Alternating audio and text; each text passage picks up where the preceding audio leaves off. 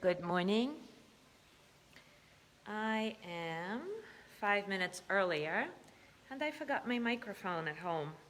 So I hope that the sound will be okay.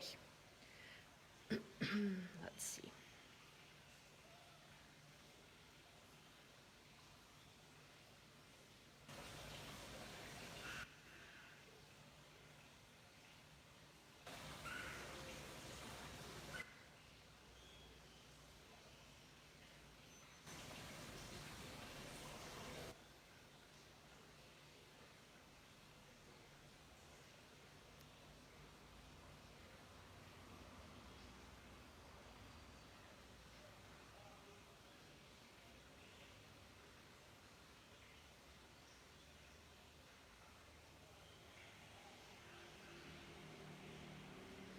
All right, testing the sound.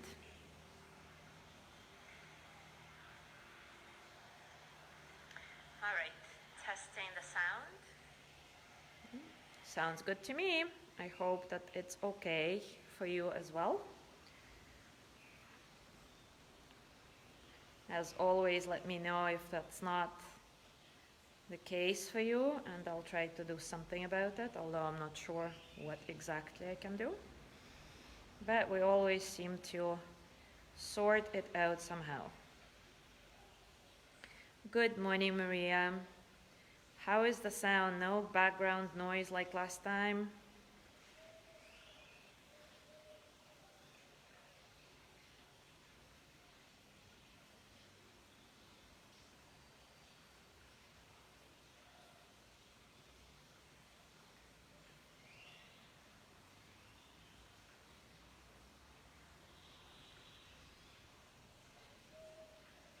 Good morning, Gina. Good morning, Yanni. Yanni, how's the sound? Oh, thank you, Maria. Sounds good. Good.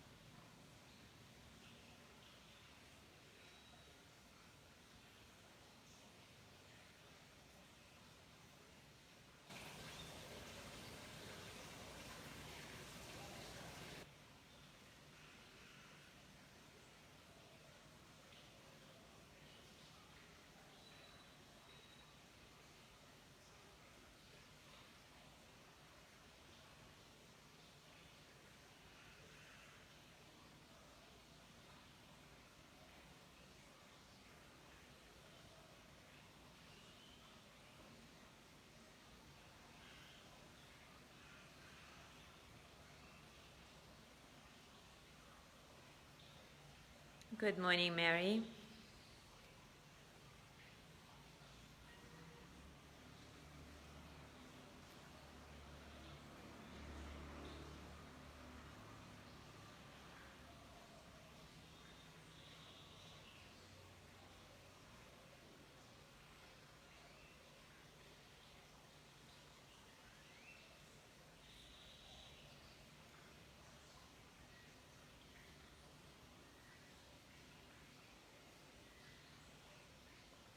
All right, it is time for us to start. And today we're going to continue exploring the niyama of santosha, or contentment, from a slightly different angle. So believe it or not, neurologists have found that the physiological lifespan of any emotion in the body and brain is 90 seconds. Yes, only 90 seconds. Physiological lifespan means the sensations, adrenaline, heat in the face, tightness in the throat, heartbeat change. And all these sensations arise, peak, and then dissipate on their own within 90 seconds. So why does it seem that we experience some emotions for hours, days, weeks, sometimes even years, especially the heavy ones like sadness, grief, anxiety? Well, it's because in addition to the physiological response that only lasts up to 90 seconds, emotions are also perpetuated by the stories we tell ourselves about those emotions. How something or somebody or some situation should be, rather than how it really is. How someone should have behaved, or what we should have done, said, etc. And of course, this is totally understandable, because we have a need to justify the sensations that we're feeling. Otherwise, it just doesn't make sense. And what's more, from the evolutional point of view, we are hardwired to keep those stories going, to keep those emotions alive. So we string these 90-second cycles together, so to speak, making it harder and harder to let go. The longer the story, the harder to release it.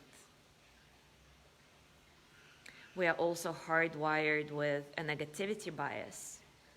It comes from our reptilian brain, something that kept us alive as a species and alerted us to threats back when we lived in caves. But these days, these threats are often misinterpreted by our minds as being so much more dangerous or threatening than they really are. So we often misinterpret these physiological sensations as emotions. So when we're used to feeling negative emotions like sadness, anger, anxiety, shame, we actually strengthen the pathways that create the stories around those emotions. And our brains are made up of neural pathways or synapses, which are developed through experiences, learning, and time. So when we regularly feel these emotions and make up stories around them, the neural pathways that associated with them get stronger and stronger, and it becomes easier and easier to trigger those emotions and the stories we associate with them. So it's kind of a vicious cycle, never ending. Well, of course, we can end it. So how do we do it? How do we change, adapt, and grow new neural pathways, new synapses that foster equanimity and allows us to experience the emotion fully within those 90 seconds of its physiological lifespan, and then just simply let it go? Of course, one way to do it is through mindfulness.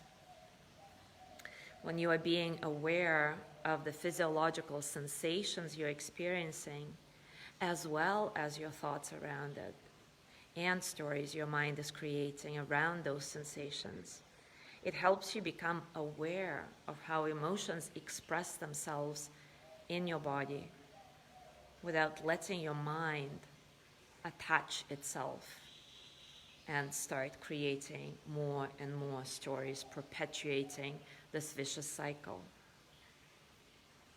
Mindfulness practice is really about helping us step back and create some space around our experience by separating the physiological sensations that we are feeling from our thoughts and from our emotions. And little by little, our attachment to these emotions and our interpretations are changed. So let's explore this together now. Take a comfortable position and, as always, acknowledge all the circumstances of your practice, both internal and external.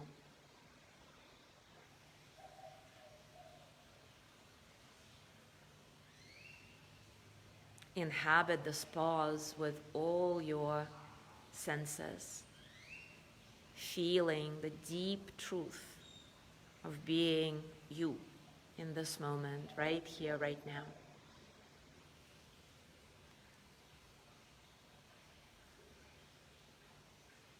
Let your breath be soft, easy, effortless. And let this breath wash over your entire body, allowing you to soften from the inside out.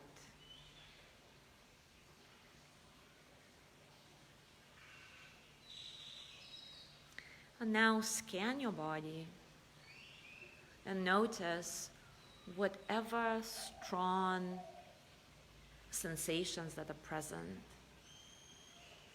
that may be not very pleasant. And if nothing comes up right now, if right now you're feeling totally peaceful and nothing is bothering you, then just reflect on some recent conflict you've had internally or with someone, some situation that you're worried about or angry about. And as you reflect on that, scan your body again and notice how this situation, this conflict, is expressed physiologically in your body. Maybe it's tightness in your chest or kind of butterflies in your belly. Maybe it's overall tension or some stabbing pain. I don't know. Everybody is different. So I'll give you a couple of minutes in silence to just do that. Connect with these quote unquote unpleasant sensations. And as you do this, notice if immediately there is a story that comes up together with those sensations. Oh, I should have said this, or he should have behaved that, or oh my God, I'm scared of this, etc., etc. Just notice that for now.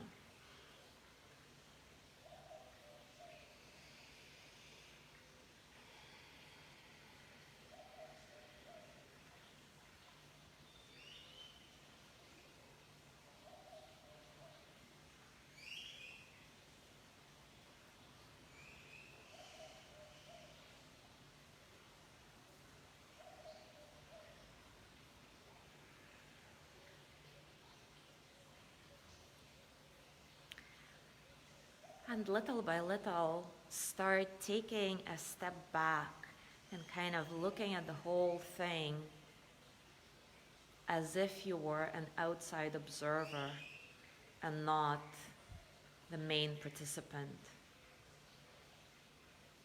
And see how your mind interweaves those physiological sensations that are happening with the stories, how one is being created by the other and strung together, how they're all strung together, sometimes endlessly. And see if you can actually separate them by allowing yourself to feel deeply into the physiology of what's happening right now. What I mean is, instead of focusing on the storyline, Focus on the actual sensations that are present, whether it's tightness or butterflies or overall tension. Focus on that and see if it stays the same all the time, or if it changes shape, maybe moves around your body, or maybe it comes and goes. And every time a story, not a story, the story, your story, comes into play, just gently say to yourself, I can think about it later. For now, let me focus on the sensations, on the physical sensations that I am experiencing.